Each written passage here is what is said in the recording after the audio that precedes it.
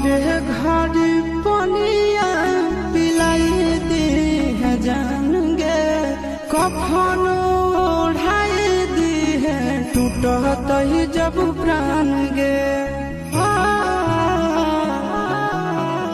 मोरे घर पनिया पिलाई दी है जान गे, कफन ओढ़ाई दी है टूटत ही जब प्राण गे। आगे हमारा से तोरा जाती प्यार होता भेंट साथ छात कर लगे। आगे सुनाय